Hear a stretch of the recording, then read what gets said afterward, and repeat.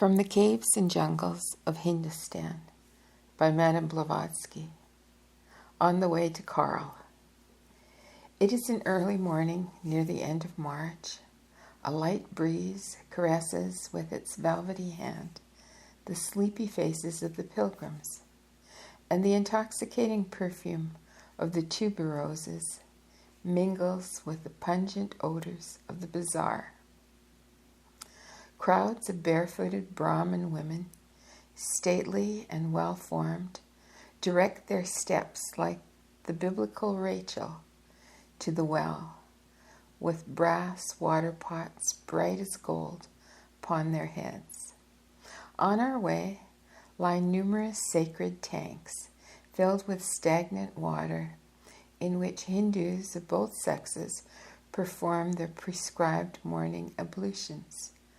Under the hedge of the garden, somebody's tame mongoose is devouring the head of a cobra.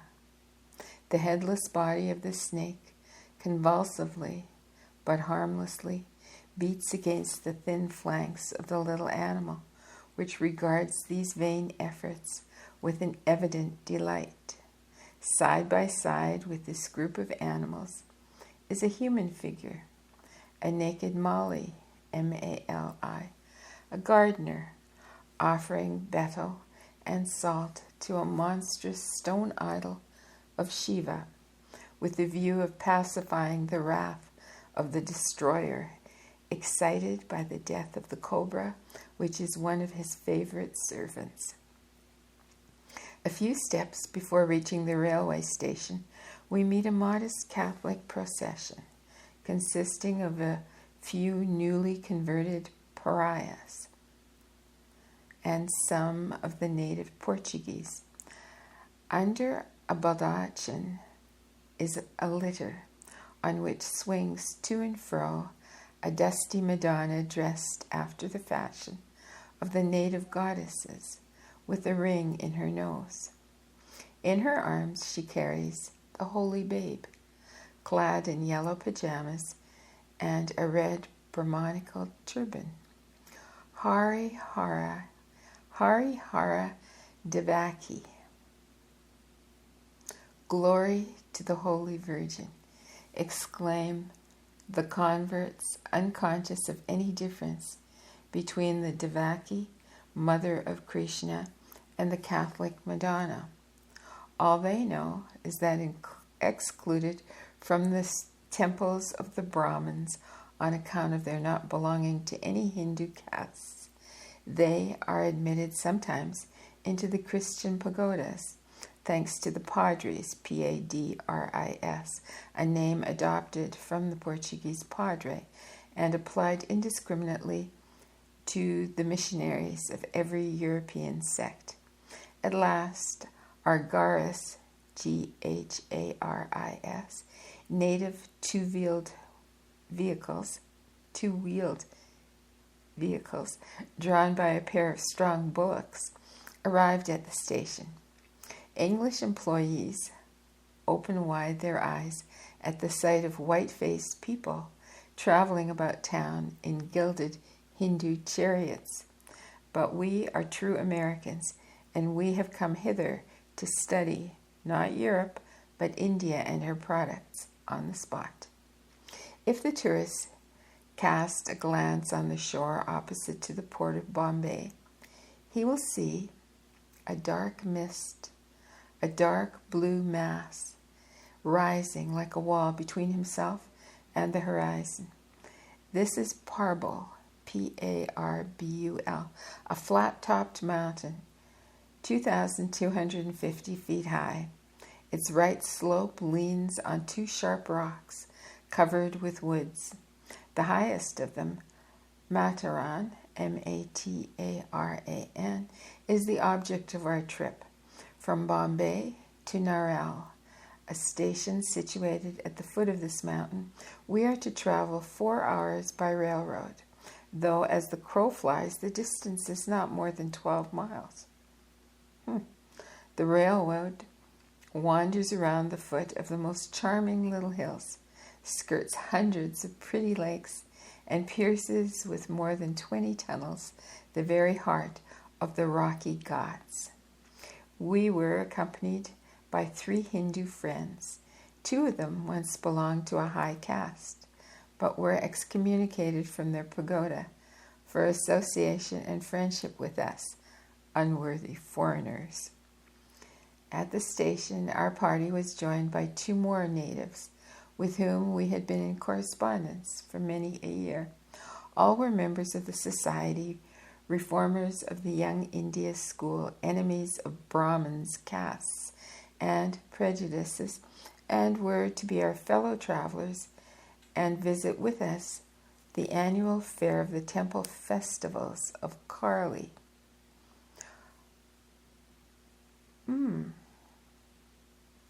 Stopping on the way to Mataran and Kanduli. Okay, I have to interject here. It says Karli, the temple festivals of Karli. Oh, I see. Okay, I misread the title. It's not on the way to Karl, it's on the way to Karli. Karli. Sorry about that. Okay, let's continue. One was a Brahmin from Pune, and the second a Mudaliar, which is a landowner, from Madras. The third, Sinhalese, from Kagala. And the fourth, Bengali, Zemindar. And the fifth, a gigantic Rajput, whom we had known for a long time by the name of Gulab Lal Singh, and had called simply Gulab Singh. I shall dwell upon his personality more than on any of the others, because the most wonderful and diverse stories were in circulation about this strange man. It was asserted that he belonged to the sect of Raj Yogis and was an initiate of the mysteries of magic, alchemy, and various other occult sciences of India. He was rich and independent, and rumor did not dare to suspect him of deception, the more so because, though quite full of these sciences, he never uttered a word about them in public, and carefully concealed his knowledge from all except a few friends. He was an independent Thakur, Takur, from Rajasthan, a province the name of which means the land of kings.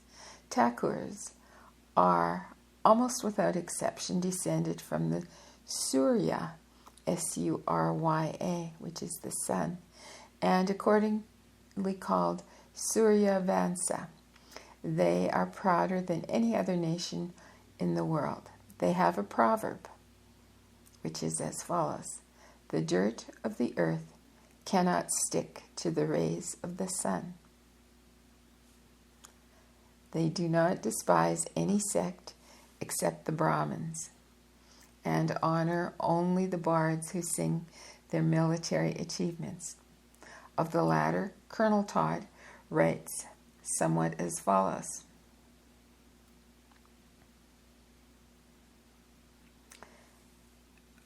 open quote, "The magnificence and luxury of the Rajput courts in the early periods of history were truly wonderful, even when due allowance is made for the poetical license of the bards.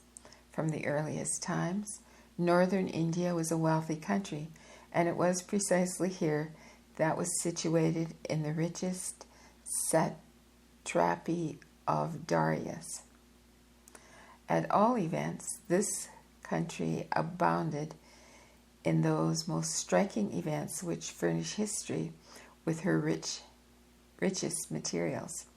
In Rajasthan, every small kingdom had its Thermopylae, and every little town has produced its Leonidas. But the veil of the centuries hides from prosperity events that the pen of the historian might have bequeathed to the everlasting admiration of the nations. Somnath might have disappeared as a rival of Delphi. The treasures of Hind might outweigh the riches of the king of Lydia, while compared with the army of the brothers Pandu, that of Xerxes, Xerxes, would seem an inconsiderable handful of men, worthy only to rank in the second place. England did not disarm the Rajputs as she did the rest of the Indian nations, so Gulab Singh came accompanied by vassals and shield bearers, possessing an inexhaustible knowledge of legends and being evidently well acquainted with the antiquities of his country. Gulab Singh proved to be the most interesting of our companions. "There, against the blue sky," said Gulab Singh, "you behold the majestic Bao Malin, Bhaomallin. That deserted spot was once the abode of a holy hermit. Now it is visited yearly by crowds of pilgrims. According to popular belief, the most wonderful things happen there. Miracles. At the top of the mountain, 2,000 feet above the level of the sea, is the platform of a fortress. Behind it rises another rock 270 feet in height, and at the very summit of this peak are to be found the ruins of a still more ancient fortress, which for 75 years served as a shelter for this hermit. Whence he obtained his food will forever remain a mystery. Some think he ate the roots of wild plants, but upon this barren rock there is no vegetation. The only mode of ascent of this perpendicular mountain consists of a rope and holes just big enough to deceive the toes of a man, cut out of the living rock. One would think such a pathway accessible only to acrobats and monkeys. Surely fanaticism must provide wings for the Hindus, for no accident has ever happened to any of them. Unfortunately, about 40 years ago, a party of Englishmen conceived the unhappy thought of exploring the ruins. But a strong gust of wind arose and carried them over the precipice. After this, General Dickinson gave orders for the destruction of all means of communication with the upper fortress and the lower one, once the cause of so many losses and so much bloodshed, and now entirely deserted, and serves only as a shelter for eagles and tigers.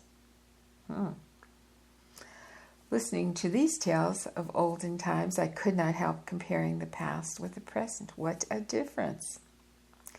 "Kuli Young," cry out old Hindus, with grim despair. Sorry, I mispronounced that. Kali Yug, Kali-YUG, Kali Yug. Who can strive against the age of darkness? This fatalism, the certainty that nothing good can be expected now, the conviction that even the powerful god Shiva himself can neither appear nor help them, are all deeply rooted in the minds of the old generation. As for the younger men, they received their education in high schools and universities, learned by heart Herbert Spencer, John Stuart Mill, Darwin, and the German philosophers, and entirely lose all respect not only for their own religion, but for every other in the world. The young, educated Hindus are materialists, almost without exception, and often achieve the last limits of atheism. They seldom hope to attain anything better than a situation as a chief mate of the junior clerk, as they say in Russia, and either become sycophants, disgusting flatterers of the present lords, or, which is still worse, or at any rate sillier, begin to edit a newspaper full of cheap liberalism, which gradually develops into a revolutionary organ.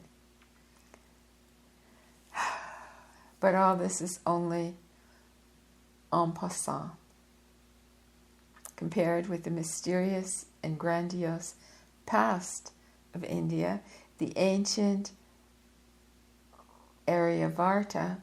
Her present is a natural Indian ink black background, the black shadow of a bright picture, the inevitable evil in the cycle of every nation.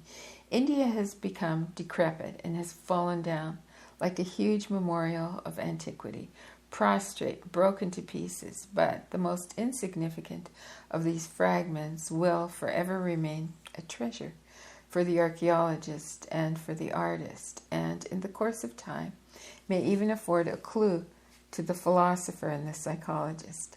Ancient Hindus built like giants and finished their work like goldsmiths, says Archbishop Heber, Heber, describing his travels in India. In his description of the Taj Mahal of Agra, that veritable eighth wonder of the world, he calls it a poem in marble. He might have added that it is difficult to find in India a ruin in the least state of preservation that cannot speak more eloquently than whole volumes of the past of India, her religious aspirations, her beliefs and hopes. There is not a country of antiquity, not even excluding the Egypt of the pharaohs, where the development of the subjective ideal into its demonstration by an objective symbol has been expressed more graphically, more skillfully, and artistically than in India. The whole pantheism of the Vedanta is contained in the symbol of the bisexual deity Ardhanari, Ardhanari. It is surrounded by the double triangle known in India under the name of the sign of Vishnu. By his side lie a lion, a bull, and an eagle. In his hands there rests a full moon, M-O-E-N. No, sorry, there's a typo here. A full moon. All right, in his hands rests a full moon, which is reflected in the waters at his feet. The Vedanta has taught for thousands of years that some of the German philosophers began to preach at the end of the last century and the beginning of this one, namely, that everything objective in the world as well as the world itself is no more than an illusion, a maya, a phantom created by your imagination, and as unreal as the reflection of the moon upon the surface of the waters. The phenomenal world, as well as the subjectivity of our conception concerning our egos, are nothing but, as it were, a mirage. The true sage will never submit to the temptations of illusion. He is well aware that man will attain to self-knowledge and become a real ego, capital E, only after the entire union of the personal fragment with the all, A-L-L, capital A-L-L, thus becoming an immutable, infinite, universal Brahman. Accordingly, he considers the whole cycle of birth, life, and old age and death as the sole product of imagination. Generally speaking, Indian philosophy, split up as it is into numerous metaphysical teachings, possesses, when united to Indian ontological doctrines, such as a well-developed logic, such a wonderfully refined psychology that it might well take the first rank when contrasted with the schools, ancient and modern, idealistic or positivist, and eclipse them all in turn. That positivism expounded by Lewis, that makes each particular hair on the heads of Oxford theologians stand on end, is ridiculous child's play compared with the atomistic school of Vaishika. Vaisheshika.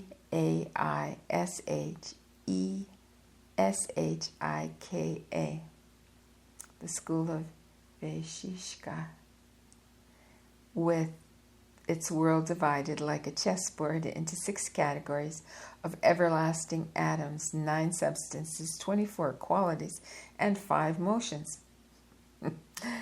And however difficult and even impossible may seem the exact representation of all these abstract ideas, idealistic, pantheistic, and sometimes purely material, it is So before I start reading here, chapter 2, I know that last one ended really abruptly. I'm sorry about that. I think I've got my recorder under control now, and I think we can continue. So, we got about maybe a third of the way into chapter 2 of From the Caves and Jungles of Hindustan by Madame Blavatsky, and we're going to continue now.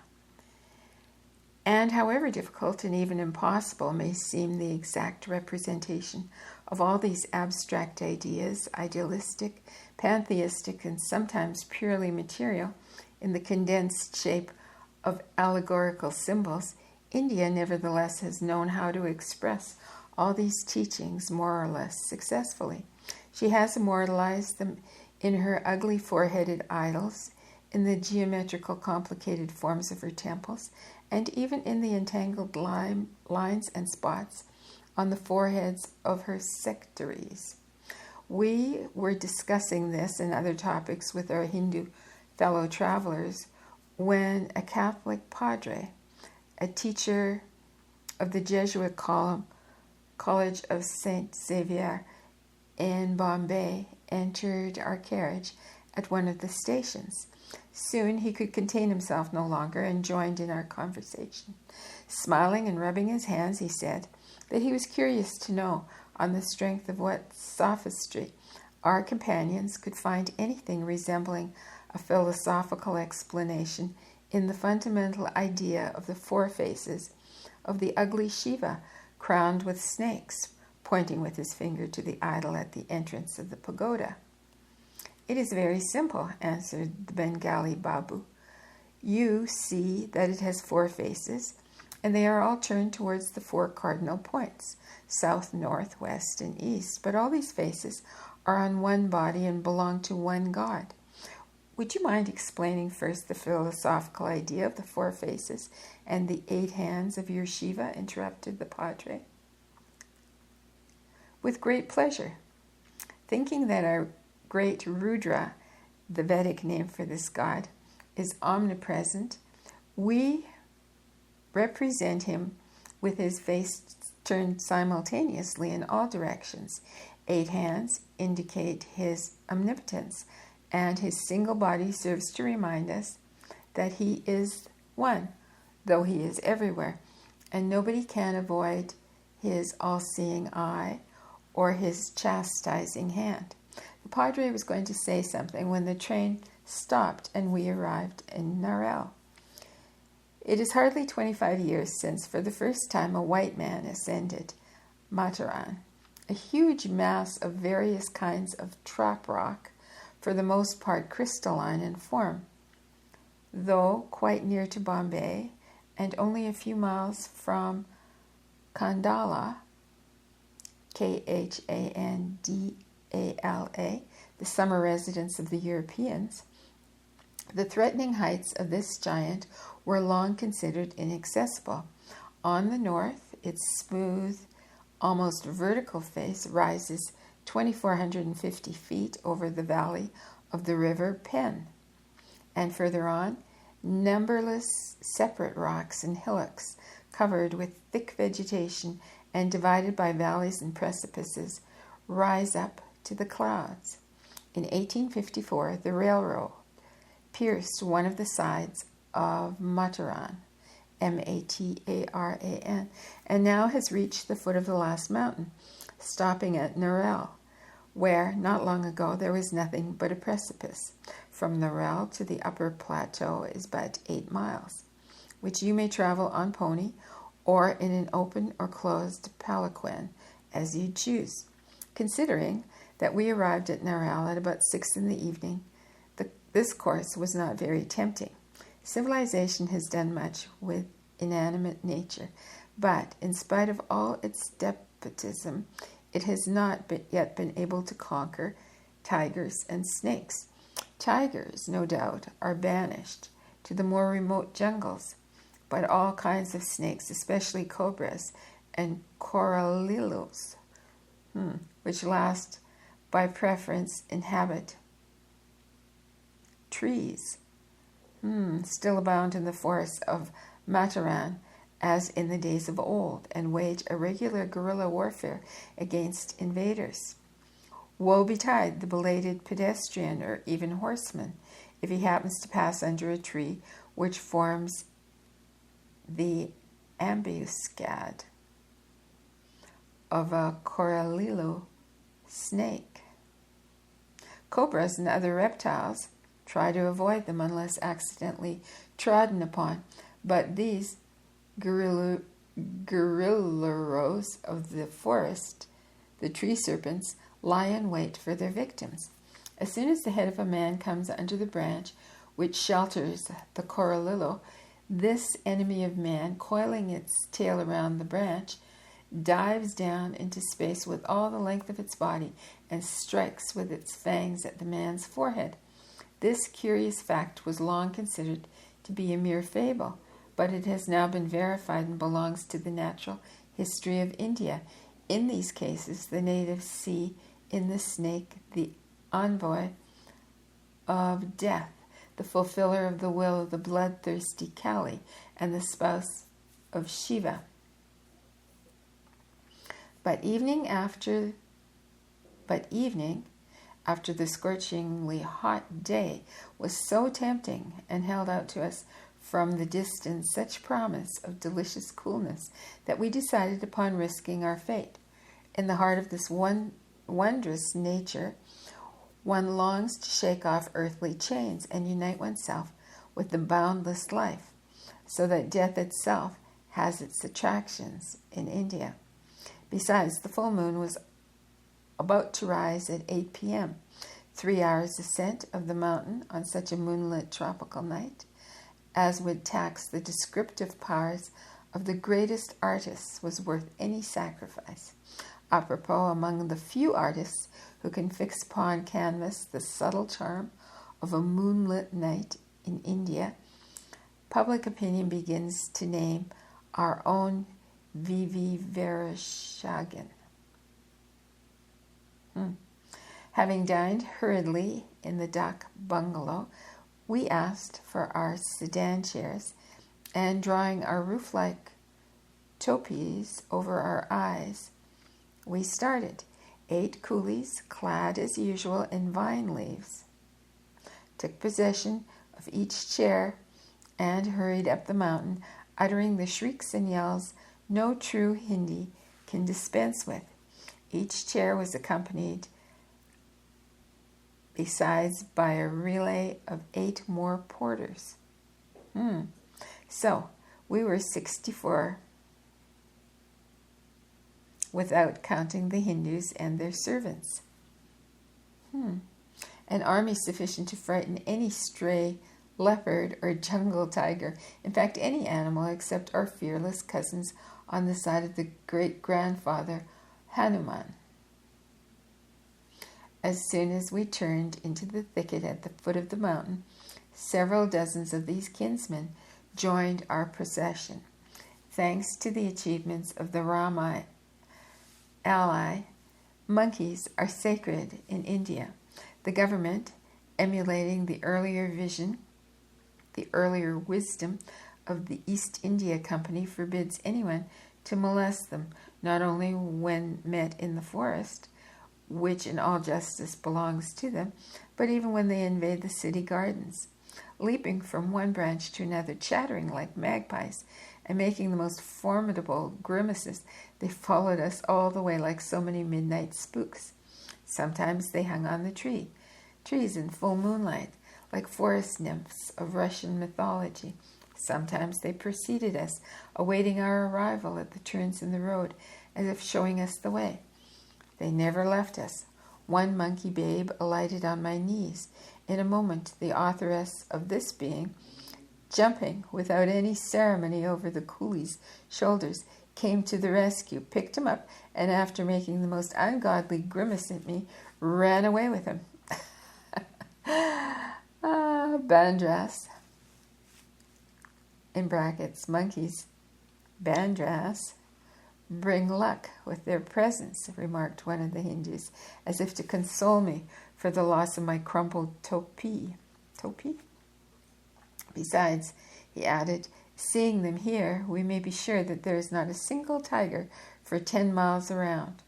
Higher and higher we ascended by the steep winding path, and the forest grew perceptibly thicker, darker, and more impenetrable. Some of the thickets were as dark as graves, passing under the 100-year-old banyans. It was impossible to distinguish one's own finger at the distance of 2 inches. It seemed to me that in certain places it would not have been possible to advance without feeling our way, but our coolies never made a false step, but hastened onward. Not one of us uttered a word. It was as if we'd all agreed to be silent at these moments.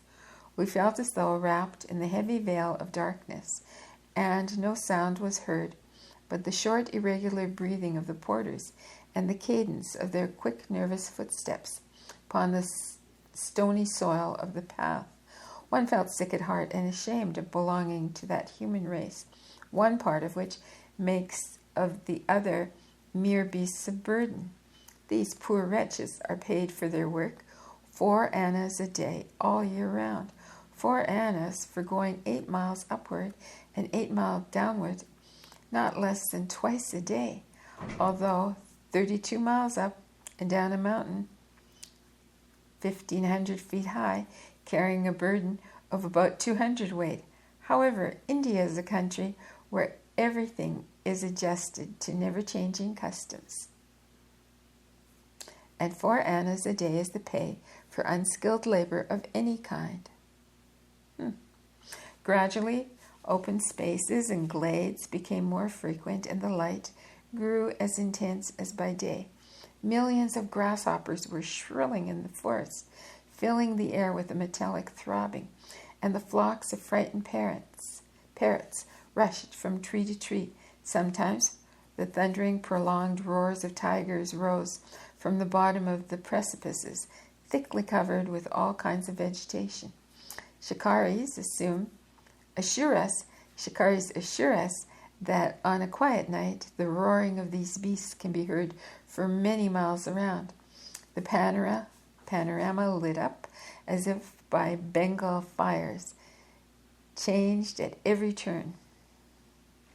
Rivers, fields, forests, and rocks spread out at our feet over an enormous distance, moved and trembled, iridescent, in the silvery moonlight, like the tides of a mirage. The fantastic character of the pictures made us hold our breath. Our heads grew giddy, as if by chance we glanced down into the depth of the flickering moonlight. We felt that the precipice, 2,000 feet deep, was fascinating us. One of our American fellow travelers, who had begun the voyage on horseback, had to dismount, afraid of being unable to resist the temptation to dive head foremost into the abyss. Several times we met with the lonely pedestrians, men and young women coming down Mantaran on their way home after a day's work. It often happens that some of them never reach home. The police unconcernedly report that the missing man has been carried off by a tiger or killed by a snake. All is said, and he is soon entirely forgotten.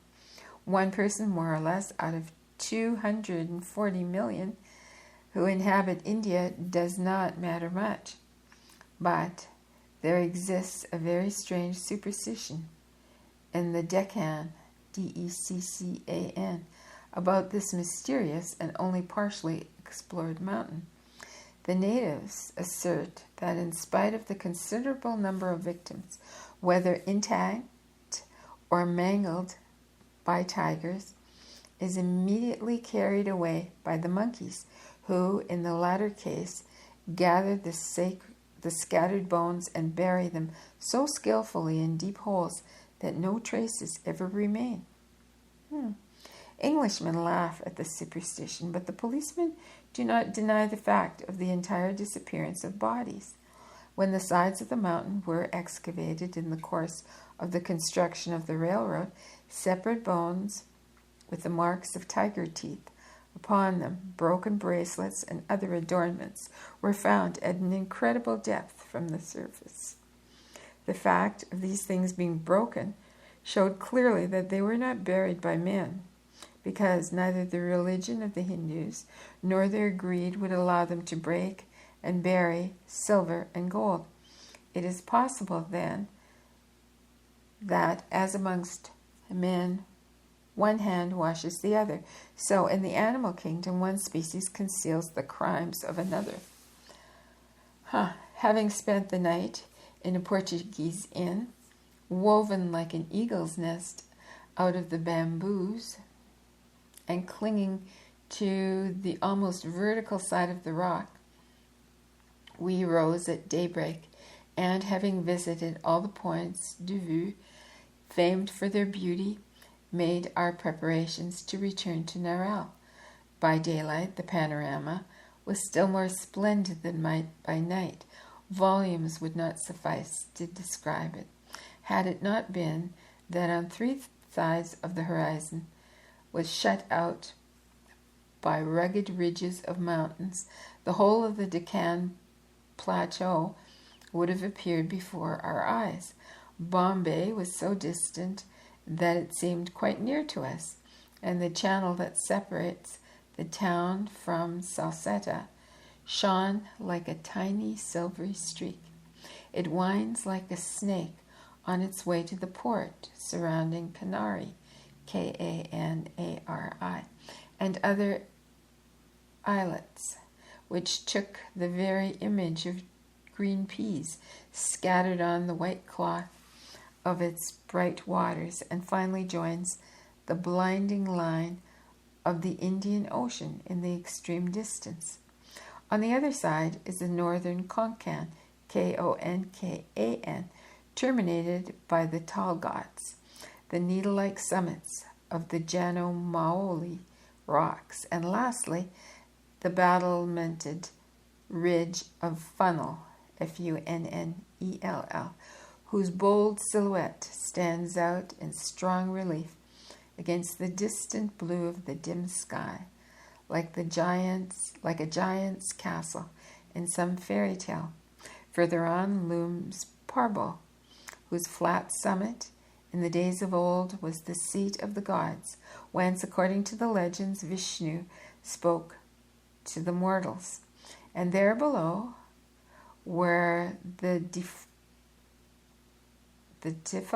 defile widens into a valley all covered with huge separate rocks, each of which is crowded with historical and mythological legends, you may perceive the dim blue ridge of the mountains, still loftier and still more strangely shaped.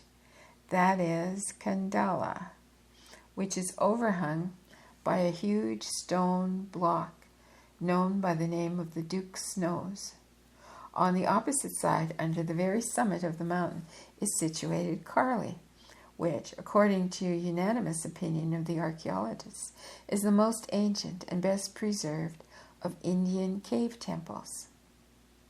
One who has traversed the passes of the Caucasus again and again, one who from the top of the Cross Mountain has beheld beneath her feet thunderstorms and lightnings, who has visited the Alps and the Rigi, Rigi, who is well accompanied with the Andes and well acquainted with the Andes and the Cordilleras, and knows every corner of the Catskills in America, may be allowed, I hope, the expression of a humble opinion. The Caucasus Mountains, I do not deny, are more majestic than the Ghats of India, and their splendor cannot be dimmed by comparison with these, but their beauty is of a classical type, if I may use this expression. At their sight, one experiences true delight, but at the same time, a sensation of awe. One feels like a pygmy before these titans of nature. But in India, the Himalayas excepted, mountains produce quite a different impression. The highest summits of the Deccan, as well as the triangular ridge that fringes northern Hindustan and of the eastern Ghats, do not exceed 3,000 feet. Only in the western Ghats of the Malabar coast, from Cape Comorin in the river Surat, are there heights of 7,000 feet above the surface of the sea, so that no comparison can be drawn between these and the hoary-headed patriarch Elbrus or Kazbek, which exceeds 18,000 feet. The chief and original charm of Indian mountains consists in their wonderfully capricious shapes. Sometimes these mountains, or rather separate volcanic peaks, standing in a row, form chains, but it is more common to find them scattered, to the great perplexity of geologists, without visible cause. In places where the formation seems quite unsuitable, spacious valleys surrounded by high walls of rocks, over the very ridge of which passes the railway, are common. Look below, and it will seem to you that you are gazing upon the studio of some whimsical Titanic sculptor filled with half-finished groups, statues, and monuments. Here is a dreamland bird, seated upon the head of a monster 600 feet high, spreading its wings and widely gaping its dragon's mouth. By its side, the bust of a man surrounded by a helmet, battlemented like the walls of a feudal castle. There again new monsters, devouring each other's statues with broken limbs, disorderly heaps of huge balls, lonely fortresses and loopholes, ruined towers and bridges. All this scattered and intermixed with shapes changing incessantly, like the dream of delirium. And the chief attraction is that nothing here is the result of art. Everything is the pure sport of nature, which, however, has occasionally been turned to account by ancient builders. The art of man in India is to be sought in the interior of the earth, not on its surface. Ancient Hindus seldom build their temples otherwise than in the bosom of the earth, as though they were ashamed of their efforts or did not dare to rival the sculptures of nature. Having chosen, for instance, a pyramidical rock or a cupola-shaped hillock like Elephanta or Karli, they scraped away inside, according to the Puranas, Puranas, for centuries, planning on so grand a scale that no modern architecture has been able to conceive anything equal to it. Fables, question mark in brackets, fables, about the Cyclops seem truer in India than in Egypt. The marvelous railroad from Narvel to Kandala reminds one of a similar line from Genoa up to the Apennines. One may be said to travel in the air, not on land. The railway traverses a region 1,400 feet above Konkan, and in some places, while one rail is laid on a sharp edge of the rock, the other is supported by vaults and arches. The Mali Kindi, K.H. INDI viaduct is 163 feet high. For 2 hours we hastened on between sky and earth with abysses on both sides, thickly covered with mango trees and bananas. Truly, English engineers are wonderful builders. The Pass of Borgat, Borghat, is safely accomplished, and we are in Khandala. Our bungalow here is built on the very edge of a ravine, which nature herself has carefully concealed under a cover of the most luxuriant vegetation. Everything is in blossom, and in this unfathomed recess, a botanist might find sufficient material to occupy him for a lifetime. Palms have disappeared. For the most part, they grow only near the sea. Here they are replaced by banyans, mango trees, pipples, and in brackets it says ficus regiliosa,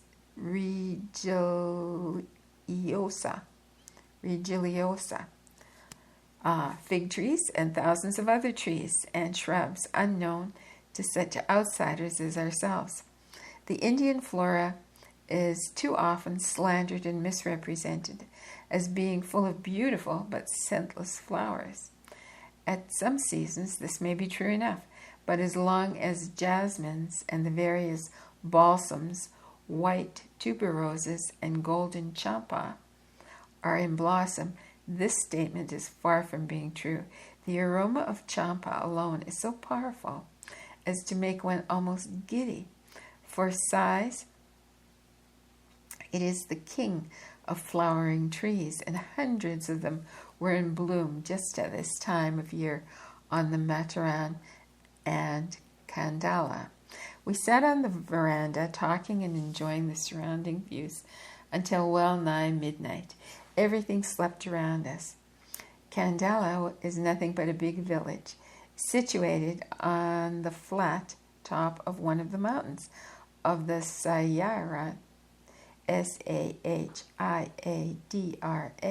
range, about 2,200 feet above sea level. It's surrounded by isolated peaks as strange in shape as we have ever seen. One of them, straight before us on the opposite side of the abyss, looked exactly like a long one-storied building with a flat roof and embattlemented parapet. The Hindus assert that somewhere about this hillock there exists a secret entrance leading into vast interior halls, in fact, to a whole subterranean palace, and that there still exist people who possess the secret of this abode, are a holy hermit, yogi, and magus, who had inhabited these caves for many centuries, imparted the secret to Shivaji, Sivaji, the celebrated leader of the Maratha armies. Like Tannhäuser in Wagner's opera, the unconquerable Shivaji spent 7 years of his youth in this mysterious abode and therein acquired his extraordinary strength and valor. Shivaji was a kind of Indian Ilya Muromets. I'm going to spell this for you. Okay, Indian Ilia Moorometz,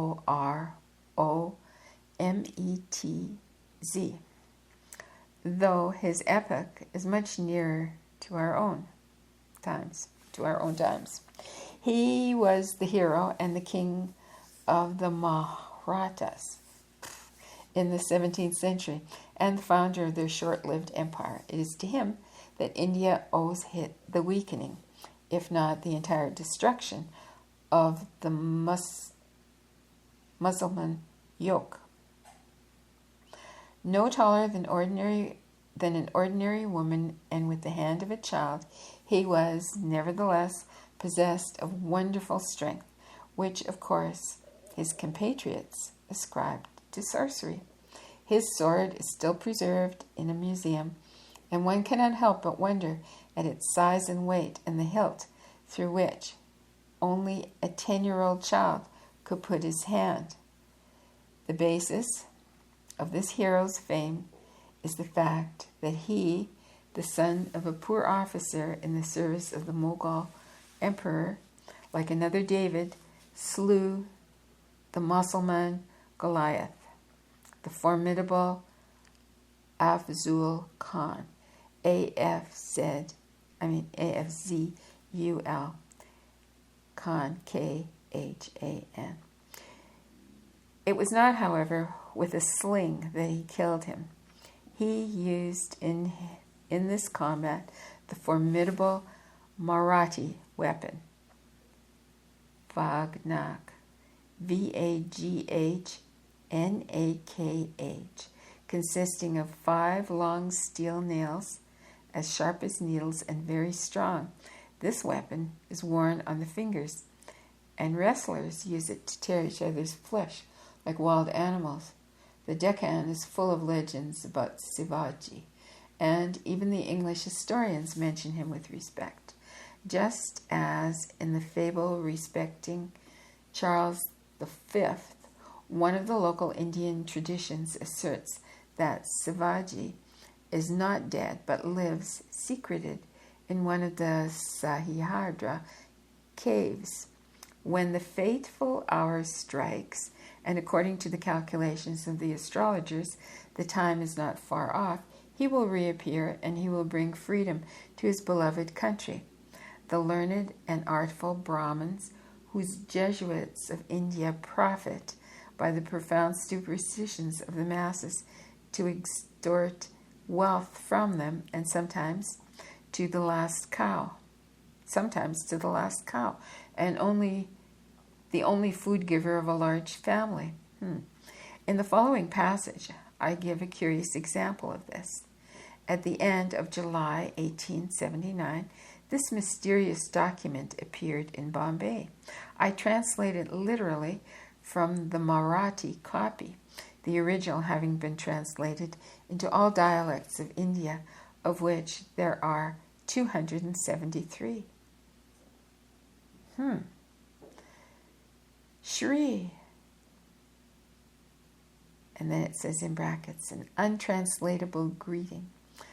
Okay, in quotes. Shri, let it be known unto everyone that this epistle, traced in the original in golden letters, came down from Indra Loka, the heaven of Indra, in the presence of the holy Brahmins on the altar of the Vishveshvara temple, which is in the sacred town of Benares.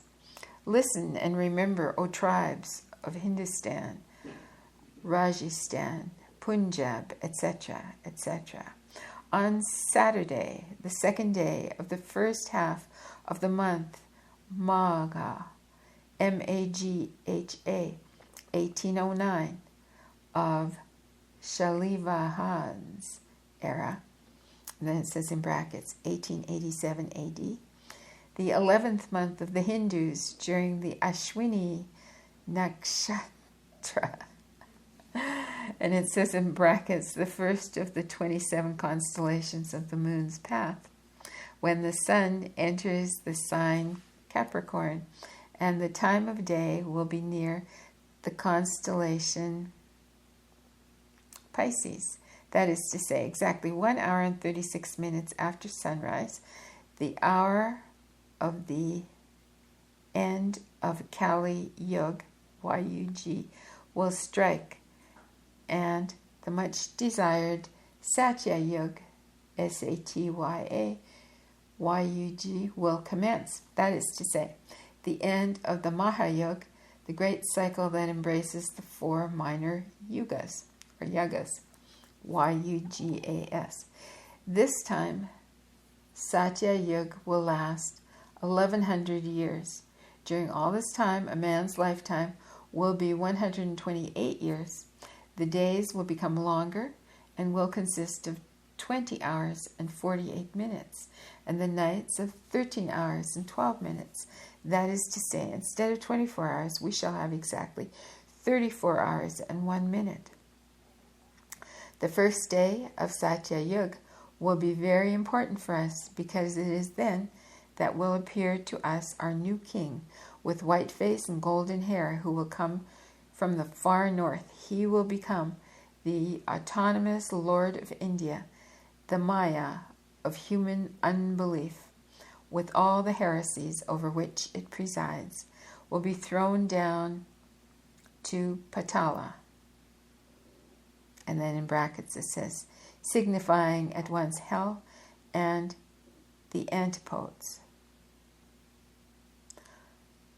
Will be thrown down to Patala, and the Maya of the righteous and pious will abide with them and will help them to enjoy life in Mrityaloka, which is our earth. I'm going to spell that word. Mritinlok. Mrityaloka. Let it also be known to everyone that for the disseminations of the divine document, every separate copy of it will be rewarded by the forgiveness of as many sins as are generally forgiven when a pious man sacrifices to a Brahmin 100 cows. As for the disbelievers and the indifferent, they will be sent to Naraka, in brackets, hell, copied out and given by the slave of Vishnu, Madlav, Shriram, on Saturday, the 7th day of the first half of Shravan, the 5th month of the Hindu year, 1801 of Shalivahan era. That is, the 26th of July, 1879. The further career of this ignorant and cunning epistle is not known to me. Probably the police put a stop to its distributions. However, this only concerns the wise administrators, but it splendidly illustrates, from one side, the credulity of the populace, drowned in superstition, and from the other, the unscrupulousness of the Brahmins. Concerning the word Patala, which generally means the opposite side, a recent discovery of Swami Dayanand Saraswati, whom I have already mentioned in the preceding letters, is interesting, especially if this discovery can be accepted by philologists as the facts seem to promise. Dayanand tries to show that the ancient Aryans knew and even visited America, which in ancient MSS is called Patala, P-A-T-A-L-A, with a circumflex over the second A, and out of which popular fancy constructed in the course of time something like the Greek Hades, H-A-D-E-S. He supports the theory that by many quotations from the oldest MSS, especially from the legends about Krishna and his favorite disciple Arjuna, in the history of the latter, it is mentioned that Arjuna, one of the 5 Pandavas, descendants of the Moon dynasty, visited Patala on his travels and there married the widowed daughter of King Nagua, called Illupl, I-L-L-U-P-L. Comparing the names of father and daughter, we reach the following considerations, which speak strongly in favor of Dayanand's supposition. Number 1, Nagual is the name by which the sorcerers of Mexico, Indians, and Aborigines of America are still designated. Like the Assyrian and Chaldean Nargals, chiefs of the Magi, the Mexican Nagual unites with his person the functions of the priest and the sorcerer, being served in the latter capacity by a demon in the shape of some animal, generally a snake or a crocodile. These Naguals are thought to be descendants of Nagual, the king of snakes. Abbe Brasseur de Bourbourg, I'm going to spell that all, okay? A-B-B-E with an accent acute, B-R-A-S-S-E-U-R, D-E-B-O-U-R-B-O-U-R-G. Okay, so Abbe Brasseur de Bourbourg devotes a considerable time and space to them in his book about Mexico, and he says that the narwhals are servants of the evil one who, in his turn, renders them but a temporary service. In Sanskrit, likewise, snake is Naga, N-A-G-A, and the king of the Nagwa plays an important part in the history of the Buddha, and in the Puranas, P-U-R-A-N-A-S, there exists a tradition that it was Arjuna who introduced snake worship into Patala. The coincidence and the identity of the names are so striking that our scientists really ought to pay some attention to them. Okay. Number 2, the name of Arjuna's wife, Illupl, I-L-L-U-P-L, is purely Old Mexican. And if we reject the hypothesis of Swami Dayanand, it will be perfectly impossible to explain the actual existence of this name in Sanskrit manuscripts long before the Christian era. Of all ancient dialects and languages, it is only those of the American Aborigines that you constantly meet with such combinations of consonants such as PL, TL, etc. They are abundant, especially in the language of the Toltecs, or Nahuatl, N-A-H-U-A-T-L, whereas neither in Sanskrit nor in Greek are they ever found at the end of a word. Even the words like Atlas or Atlantis seem to be foreign to the etymology of the European languages. Wherever Plato may have found them, it was not he who invented them. In the Toltec language, we find the root ATL, which means water and war. And directly after America was discovered by Columbus, found a town called Atlan, A-T-L-A-N, at the entrance of the Bay of Uraga, U-R-A-G-A. It is now a poor fishing village called Aclo, A-C-L-O. Only in America does one find such names as Itzcoatl, Zempoatl, and Popocatépetl. To attempt to explain such coincidences by the theory of blind chance would be too much. Consequently, as long as science does not seek to deny Dayanand's hypothesis, which as yet it is unable to do, we think it reasonable to adopt it, be it only in order to follow out the axiom, one hypothesis is equal to another. Amongst other things, Dayanand points out that the route that led Arjuna to America 5,000 years ago was by Siberia and Bering Straits. It was long past midnight, but we still sat listening to the legend and others of similar kind. At length, the innkeeper sent a servant to warn us of the dangers that threatened if we lingered too long on the veranda in the moonlit night. The program of these dangers were divided into 3 sections: snakes, beasts of prey, and dacoits, D-A-C-O-I-T-S.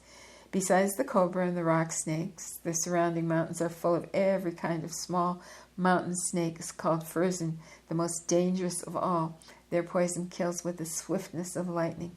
The moonlight attracts them, and whole parties Whole parties of these uninvited guests crawl up to the verandas of the houses in order to warm themselves. Here they are more snug than on the wet ground. The verdant and perfumed abyss below our veranda happened too to be the favorite resort of tigers and leopards, who come thither to quench their thirst at the broad brook which runs along the bottom, and then wander until daybreak under the windows of the bungalow. Lastly were the mad dacoits, sorry, I don't know how to say this, Dacoits, whose dens are scattered in mountains inaccessible to the police, who often shoot Europeans. Oh my goodness. Who often shoot Europeans simply to afford themselves the pleasure of sending ad patres one of the hateful balatis, brackets, foreigners. 3 days before our arrival, the wife of a Brahmin disappeared, carried off by a tiger, and 2 favorite dogs of the commandant were killed by snakes. We declined to wait for further explanation, but hurried to our rooms. At daybreak, we were to start off for Karli, 6 miles from this place. And that concludes chapter 2. And once again, I must apologize. Some of these words I'm simply not familiar with, and some of these places are very hard to say, and it's just, And also, it's Old English, a lot of it. Long sentences, convoluted sentences. I mean, Madame Blavatsky could write very well, but whoa, it's a little hard to read sometimes. And again, I apologize for having so abruptly ended that last audio. Okay, so till soon.